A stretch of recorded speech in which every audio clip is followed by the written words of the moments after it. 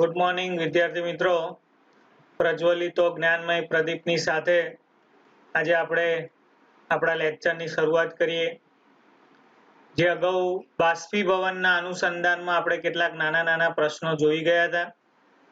તો વિદ્યાર્થી મિત્રો, એમાં એક નવો પ્રશ્ન અહીંયા આપણી સામે છે કે ઉનાળાના સમયમાં આપણે કેવા કપડાં પહેરવા જોઈએ. અત્યારે ઉનાળાનો સમય ચાલી રહ્યો છે અને આપણે તેનો અનુભવ પણ કરીએ છીએ.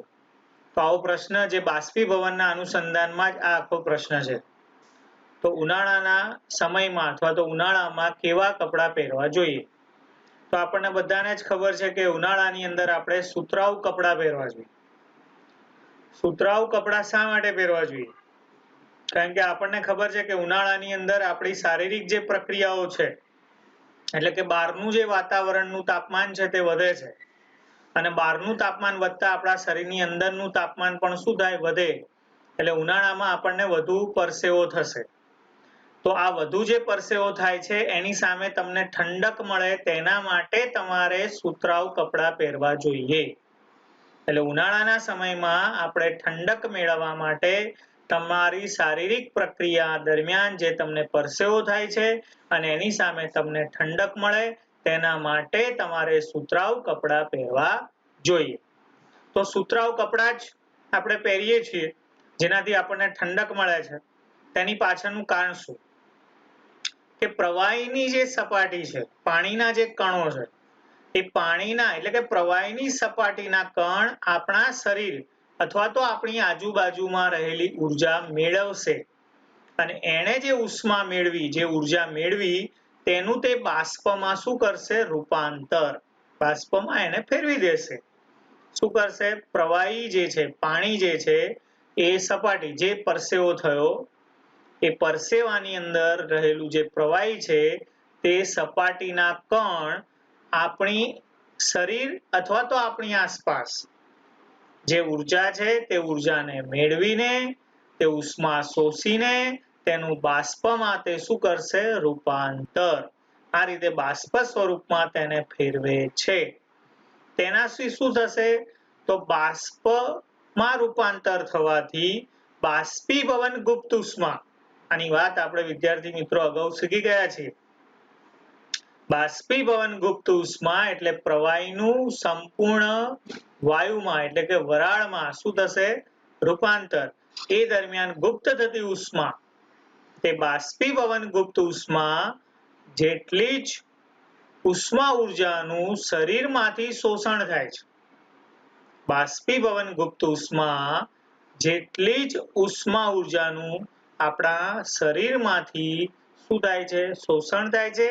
માટે આપણા શરીરને ઠંડકનો અનુભવ થાય છે, આપણને ઠંડક મળે છે.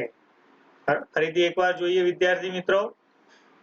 બાષ્પીભવન ગુપ્ત ઉષ્મા જેટલી જ ઉષ્મા ઉર્જાનું આપણા શરીરમાંથી તે શોષણ થાય છે અને તે શોષણને લીધે આપણા શરીરને તેની ઠંડકનો અનુભવ થાય છે, ઠંડક આપણને મળે છે.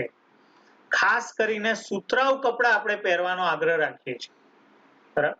તો સુતરાઉ કપડાં શા માટે? કારણ કે સુતરાઉ કપડાં જે છે એ પાણીનું અવશોષણ વધુ કરે છે. સુતરાઉ કપડાં શું કરે છે? પાણીનું અવશોષણ વધુ કરે છે અને જેટલું ઉષ્મા ઉર્જાનું શરીરમાં શોષણ થાય તેટલું તમને શરીરમાં ઠંડક લાગે. માટે આપણે સુતરાઉ કપડાં પહેરવાનો આગ્રહ રાખીએ છીએ. કારણ કે સુતરાઉ કપડાં પાણીનું શું કરશે? અવશોષણ વધુ માત્રામાં કરે છે. એટલે તમને જે પરસેવો થયો છે એ પરસેવાને તે શું કરશે? અવશોષિત કરી નાખશે. એટલે એને શોષી લેશે અને એ પરસેવાને શોષી લઈ વાતાવરણમાં તેનું શું કરશે? બાષ્પીભવન. એટલે તમને જે પરસેવો થયો તે પરસેવો તે શોષી લેશે, તેનું અવશોષણ કરશે. કોણ અવશોષિત કરશે? સુતરાઉ કપડાં. એટલે સુતરાઉ કપડાં તે પરસેવાને શું કરશે? શોષી લેશે અને એ પરસેવાને શોષી તે બાષ્પીભવન કરી વાતાવરણમાં બાષ્પ સ્વરૂપે તેને શું કરશે? મોકલી દેશે. તો વિદ્યાર્થી મિત્રો, આ થયો આપણો પ્રશ્ન કે ઉનાળામાં આપણે કેવા કપડાં પહેરવા જોઈએ. તો ઉનાળામાં આપણે સુતરાઉ કપડાં પહેરવા જોઈએ. કેમ? કારણ કે ઉનાળાના સમયમાં આપણી શારીરિક પ્રક્રિયા દરમિયાન વધુ પરસેવો થાય છે અને વધુ પરસેવાને શોષવાની તાકાત, તે પરસેવાનું જે પાણી છે એનું અવશોષણ વધુ કરવાની તાકાત કયા કપડામાં છે? સુતરાઉ કપડામાં છે. માટે એ સુતરાઉ કપડું પરસેવાનું અવશોષણ કરી વાતાવરણમાં તે પરસેવાનું બાષ્પીભવન કરશે, બાષ્પ સ્વરૂપે તેને મોકલી દેશે અને માટે ઉનાળાના સમયમાં આપણે સુતરાઉ કપડાં પહેરવાથી આપણને ઠંડક મળે છે. તો આ થયો વિદ્યાર્થી મિત્રો એક આપણો સરસ મજાનો પ્રશ્ન કે ઉનાળાના સમયમાં આપણે કેવા કપડાં પહેરવા જોઈએ. જે બાષ્પીભવનના અનુસંધાનનો જ પ્રશ્ન છે, જે અગાઉ પણ આપણે કેટલાક પ્રશ્નો જોઈ ગયા. વિદ્યાર્થી મિત્રો, આપણે જે ભણી રહ્યા છીએ એમાં ઘણી બધી ભૌતિક રાશિઓ આવી. આપણો પહેલો જે પાઠ છે એની અંદર પણ ઘણી બધી ભૌતિક રાશિઓ આવી. દરેક ભૌતિક રાશિઓનો એકમ અને તેની સંજ્ઞા. અહીંયા મેં તમને એક એક્ઝામ્પલ આપ્યું છે. આના સિવાય પણ જે ભૌતિક રાશિઓ આવે એ તમે લખો. એક અલગ પેજ ઉપર આ રીતે લિસ્ટ બનાવો. વારંવાર તેને બોલો, કારણ કે આ રાશિ, એકમ, સંજ્ઞા તમને યાદ રહેવી જોઈએ. તો અહીંયા આપણે પહેલી ભૌતિક રાશિ લખી છે તાપમાન. તો તાપમાનનો SI એકમ, અહીંયા આપણે સ્ટાન્ડર્ડ એકમ લખ્યો છે કેલ્વિન, જેની સંજ્ઞા છે K, કેપિટલ K. કોઈ પણ વૈજ્ઞાનિકના નામ ઉપરથી કોઈ સંજ્ઞા હોય તો તે કેપિટલ હોય, આ યાદ રાખવાનું. લંબાઈ માટે આપણે મીટર, જેની સંજ્ઞા સ્મોલ m. દળ, જેના માટે કિલોગ્રામ, જેના આપણે કેજી. બળ, જેના માટે ન્યૂટન, જેના માટે કેપિટલ N. કદ, જેના માટે મીટર ઘન, જેના માટે આ રીતે મીટર એમ કરીને ઉપર ઘન કરશું, એટલે કે 3 લખશું. ઘનતા કિલોગ્રામ પ્રતિ મીટર ઘન. અહીંયા આપણે કિલોગ્રામ મીટર -3 એને વંચાય કેવી રીતે? તો કિલોગ્રામ પ્રતિ મીટર ઘન. એનો મતલબ કિલોગ્રામ અંશમાં છે અને મીટર ઘન છેદમાં છે. ફરીથી એકવાર આને બોલશું શું આપણે? કિલોગ્રામ પ્રતિ મીટર ઘન. આનો મતલબ કિલોગ્રામ અંશમાં છે અને મીટર ઘન ક્યાં છે? છેદમાં છે. દબાણ, દબાણ માટેનો એકમ શું છે? પાસ્કલ. દબાણ માટે આપણે શું વાપરીએ છીએ? પાસ્કલ, જેના માટે આપણે શું લઈએ છીએ? PA. તો આ થઈ કેટલીક ભૌતિક રાશિઓ. આ યાદ રાખો. આ એક અલગ પેજમાં લખો, અંદર ટૂંકનોંધમાં તો લખજો જ, પણ આ પાઠ સિવાય પણ અન્ય પાઠમાં જે આવી ભૌતિક રાશિઓ આવે તેનું લિસ્ટ આપણે બનાવવાનું, અંદર ઉમેરતા જવાનું. ઓકે, તો આ થઈ આપણી બેઝિક વાતો. તો આપણે વિદ્યાર્થી મિત્રો પદાર્થના 3 સ્વરૂપ જોઈ ગયા: ઘન, પ્રવાહી અને વાયુ. આપણને એમ થાય કોઈ પણ પદાર્થ 3 સ્વરૂપે છે, કાં તો ઘન સ્વરૂપમાં છે, કાં તો પ્રવાહી સ્વરૂપમાં છે, કાં તો વાયુ સ્વરૂપમાં છે. પણ એવું નથી વિદ્યાર્થી મિત્રો. બીજી પણ 2 ભૌતિક રાશિઓ છે, જે છે પ્લાઝ્મા અને બોઝ-આઇન્સ્ટાઇન સમઘટક.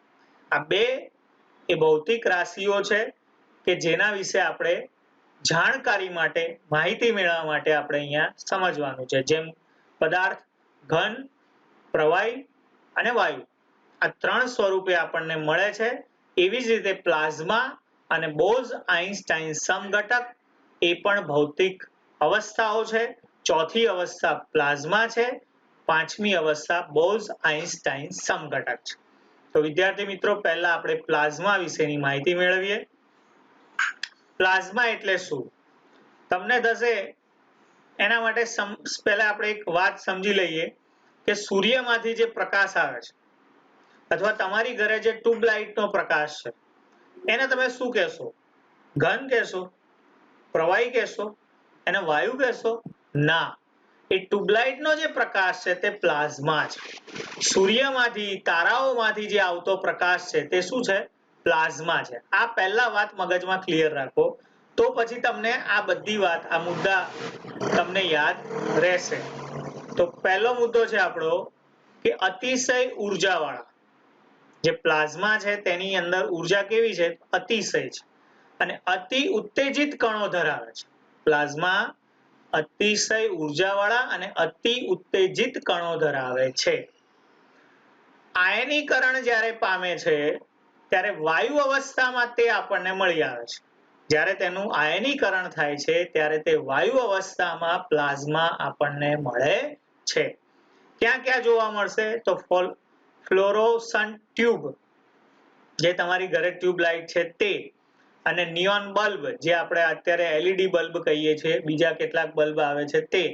તો ફ્લોરોસન્ટ ટ્યુબ જેમાં હિલિયમ વાયુ અથવા તો બીજો વાયુ હોય છે, જ્યારે નિયોન બલ્બની અંદર નિયોન વાયુ ભરેલો હોય છે, અને એ વાયુમાંથી જ્યારે વિદ્યુત ઉર્જા પસાર કરવામાં આવે ત્યારે તે વાયુનું આયનીકરણ થાય અને એમાંથી વીજભાર મળે છે, એટલે કે પ્રકાશ મળે છે.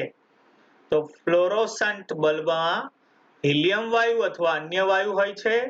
નિયોન બલ્બની અંદર નિયોન વાયુ હોય છે.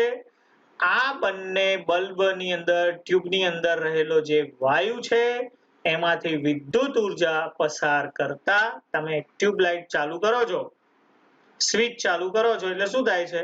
તેમાંથી વિદ્યુત ઉર્જા પસાર થાય છે, અને એ વિદ્યુત ઉર્જા પસાર થતા વાયુનું આયનીકરણ થાય છે, અને એ આયનીકરણ કરતા વીજભાર મળે છે, પ્રકાશ મળે છે. આ ટ્યુબ કે બલ્બમાં મળેલો પ્રકાશ એ પ્લાઝ્મા છે. એ પ્રકાશને આપણે પ્લાઝ્મા તરીકે ઓળખીએ છીએ. તો વિદ્યાર્થી મિત્રો, હવે તમને ખ્યાલ આવ્યો હશે, કોઈ પણ બલ્બ કે કોઈ પણ ટ્યુબમાંથી જે પ્રકાશ મળે છે એ કોણ છે? પ્લાઝ્મા છે. એ ઘન નથી, પ્રવાહી નથી, વાયુ નથી, એ પ્રકાશને આપણે પ્લાઝ્મા તરીકે ઓળખીએ છીએ. વાયુનો સ્વભાવ એવી રીતનો હોય છે કે તે જે વાયુ છે તે વિશેષ રંગ પ્રકાશિત કરે છે. આપણો જે પ્લાઝ્મા છે એ વાયુમાંથી વિદ્યુત ઉર્જાને શું કર્યો? પ્રસાર કર્યો, એટલે તેનું આયનીકરણ થયું, તેનું વીજભાર થયું, અને એ વાયુનો સ્વભાવ એવો હોય છે કે જેથી તે વિશેષ રંગમાં પ્રકાશિત થઈ શકે છે. સૂર્ય અથવા તો કોઈ પણ તારાઓ માંથી પણ આપણને જે પ્રકાશ મળે છે, વિદ્યાર્થી મિત્રો, સૂર્ય એ આપણો સૌથી તેજસ્વી ગોળો છે. એવી જ રીતે રાત્રે આપણને ઘણા બધા તારાઓ દેખાય છે, એ પણ એક સૂર્ય પણ એક તારો જ છે, પરંતુ આપણે આપણા પૃથ્વીની નજીક છે માટે આપણા માટે તે વિશેષ તેનું મહત્વ છે. અને બીજા અવકાશમાં રહેલા જે તારાઓ છે એ પણ આપણને પ્રકાશ આપે છે. આ જે પ્રકાશ આપે છે તે પણ એક શું છે? પ્લાઝ્મા છે. એ પ્રકાશ એટલે પ્લાઝ્મા ઉત્પન્ન કરે છે, અને તેમાં ઘણું જ ઊંચું તાપમાન મળે છે, કારણ કે સૂર્યનો પ્રકાશ, સૂર્યનો જે પ્લાઝ્મા છે તેનું તાપમાન ખૂબ જ કેવું છે? ઊંચું છે. તારાઓનું પણ ખૂબ જ ઊંચું છે, પણ તે આપણાથી એટલે કે પૃથ્વીથી ખૂબ જ દૂર આવેલા છે, માટે આપણને તેનો અનુભવ થતો નથી. જ્યારે સૂર્યની નજીક, પૃથ્વીની નજીક સૂર્ય છે માટે તે તાપમાનનો આપણને અનુભવ થાય છે. તો વિદ્યાર્થી મિત્રો, પ્લાઝ્મા એ આપણી ચોથી અવસ્થા છે. 3 અવસ્થાઓ આપણે શીખી ગયા છીએ: ઘન, પ્રવાહી અને વાયુ. ચોથી અવસ્થા પ્લાઝ્મા છે.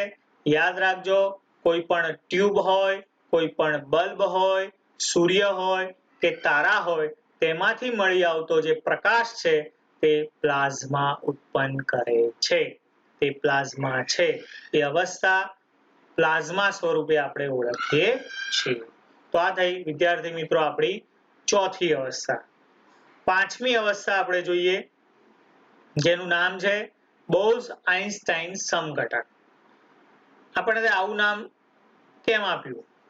તો આ પાંચમી અવસ્થાની ગણતરી સૌપ્રથમ 1920માં ભારતીય વૈજ્ઞાનિક સત્યેન્દ્રનાથ બોઝે કરી. બોઝ-આઇન્સ્ટાઇન સમઘટક ની ગણતરી, જે પાંચમી અવસ્થા જે છે તેની ગણતરી 1920માં ભારતીય વૈજ્ઞાનિક સત્યેન્દ્રનાથ બોઝે કરી. આ ગણતરીનો આધાર લઈને નવી અવસ્થા આપવી કોણે? આલ્બર્ટ આઇન્સ્ટાઈને. ગણતરીની શરૂઆત કોણે કરી? સત્યેન્દ્રનાથ બોઝે કરી. આ ગણતરીનો આધાર લઈને નવી અવસ્થા આપવાનો પ્રયત્ન કર્યો આલ્બર્ટ આઇન્સ્ટાઈને. માટે આ બંને વૈજ્ઞાનિકોના નામ પરથી આપણે પાંચમી અવસ્થાનું નામ આપ્યું બોઝ-આઇન્સ્ટાઈન સમઘટક.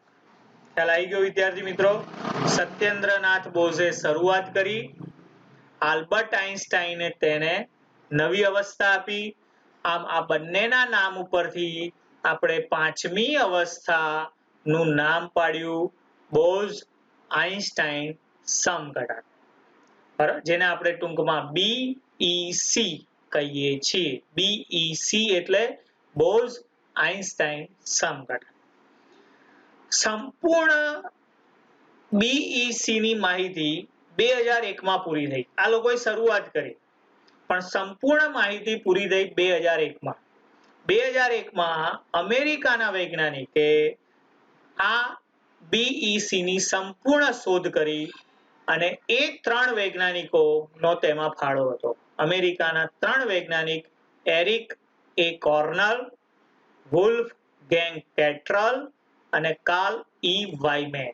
ફરીથી એકવાર, એરિક એ કોર્નલ, વુલ્ફગેંગ પેટ્રલ અને કાર્લ ઈ વાયમેન. આ ત્રણેય જણાએ BEC ની સંપૂર્ણ શું કરી? શોધ કરી. આમણે શરૂઆત કરી છે. આ બંને જણાએ શરૂઆત કરી. સંપૂર્ણ શોધ કરનાર આ 3 જણા હતા. અને એટલા માટે ભૌતિક વિજ્ઞાનનો જે નોબેલ પારિતોષિક એટલે કે બહુ મોટું ઇનામ છે જે એનાયત થાય છે દર વર્ષે, તે ભૌતિક વિજ્ઞાનનું નોબેલ પારિતોષિક એનાયત થયું આ 3 વૈજ્ઞાનિકોને 2001માં. તો 2001 ની અંદર આની શોધ પૂરી થઈ. નોબેલ પારિતોષિક એટલે કે ઇનામ એનાયત થયું એટલે કે મળ્યું કોને? એરિક એ કોર્નલ, વુલ્ફગેંગ પેટ્રલ અને કાર્લ ઈ વાયમેન. ઓકે, આ યાદ રાખજો. તો આપણને થાય કે BEC એટલે કે બોઝ-આઇન્સ્ટાઈન સમઘટક શું છે? તો એની વ્યાખ્યા આપણે અહીંયા લખી છે. હવાની સામાન્ય ઘનતાના 1,00,000ના ભાગ જેટલી ઓછી ઘનતા ધરાવતા વાયુને ખૂબ જ નીચા તાપમાને ઠંડો કરવાથી BEC તૈયાર થાય છે. ફરીથી એકવાર, હવાના સામાન્ય ઘનતાના, હવા એ વાયુ છે, હવાનું જે ઘનતાનું જે તાપમાન છે એના 1,00,000ના ભાગ જેટલી ઓછી ઘનતા ધરાવતો, હવાની જે ઘનતા છે એનાથી પણ 1,00,000ના ભાગ જેટલી ઓછી ઘનતા ધરાવતા વાયુને ખૂબ જ નીચા તાપમાને ઠંડો પાડતા જે મળશે 1,00,000ના ભાગ જેટલી ઓછી ઘનતા ધરાવતા વાયુને ખૂબ જ નીચા તાપમાને ઠંડો પાડતા જે મળશે તેને આપણે ઘન નહીં કહીએ, પ્રવાહી નહીં કહીએ, વાયુ નહીં કહીએ, પ્લાઝ્મા નહીં કહીએ, તેને આપણે શું કહીશું? BEC બોઝ-આઇન્સ્ટાઈન સમઘટક. આ થઈ પાંચમી અવસ્થા. આના વિશેની વધુ માહિતી વિદ્યાર્થી મિત્રો તમારે લેવી હોય તો www.chem એટલે chem for kids.com આ વેબસાઇટ છે www.chamforkids.com, જેના પરથી તમે વધુ માહિતી આ બંને અવસ્થા પ્લાઝ્મા અને બોઝ-આઇન્સ્ટાઈન સમઘટક જેની માહિતી તમે મેળવી શકો છો. તો આપણી કુલ 5 અવસ્થાઓ થઈ વિદ્યાર્થી મિત્રો. પહેલી ઘન અવસ્થા, પ્રવાહી અવસ્થા, વાયુ અવસ્થા. આ 3 તો આપણી મેન છે જ. ચોથી અવસ્થા થઈ પ્લાઝ્મા અને પાંચમી અવસ્થા થઈ બોઝ-આઇન્સ્ટાઈન સમઘટક. તો વિદ્યાર્થી મિત્રો અહીંયા આપણે દ્રવ્યની વાત કરી, ઘન પ્રવાહી વાયુની વાત કરી, ઉત્કલન બિંદુ, ગલન બિંદુ, ગલન, બાષ્પીભવનની અવસ્થાઓ, બાષ્પીભવનની કેટલીક માહિતીના પ્રશ્નો, પ્લાઝમા, બોઝ-આઇન્સ્ટાઇન સમઘટક, આ બધા જ ટોપિક વિશે આપણે વાત કરી. અહીંયા વિદ્યાર્થી મિત્રો આપણો પહેલો પાઠ પૂરો થયો. તો વિદ્યાર્થી મિત્રો પહેલા પાઠના જે પ્રશ્નો હતા એ બધા જ તમે સ્ટેપ બાય સ્ટેપ જેમ જેમ આપણો પાઠ ચાલતો ગયો તેમ તમે લખ્યા હશે. ના લખ્યા હોય તો હજુ તમને ફરીથી એકવાર કહું છું, જેટલા બી પ્રશ્નો છે તે બધા જ પ્રશ્નોના જવાબ તમારે એક સરસ નોટ બનાવવાની છે. સારા અક્ષરે પૂરા વાક્યમાં મુદ્દા પાડીને તે લખવાના છે. મારી જેમ ટૂંકમાં લખવાનું નથી. અહીંયા તો હું સમજાવવા માટે ટૂંકમાં લખું છું. તમારે પૂરા વાક્યમાં તે મુદ્દા પાડીને તે બધા જ સવાલ જવાબ લખવાના છે. આ જ રીતે તમે લખો, વારંવાર વિડીયો જુઓ, વારંવાર વાંચો અને આ રીતે વિડીયોના માધ્યમથી આપણે ભણવાનું છે, અભ્યાસ કરવાનો છે. કારણ કે અભ્યાસ એટલે કે વિદ્યા જેવું બીજું કોઈ સુખ નથી. ઓકે વિદ્યાર્થી મિત્રો, ગુડ બાય.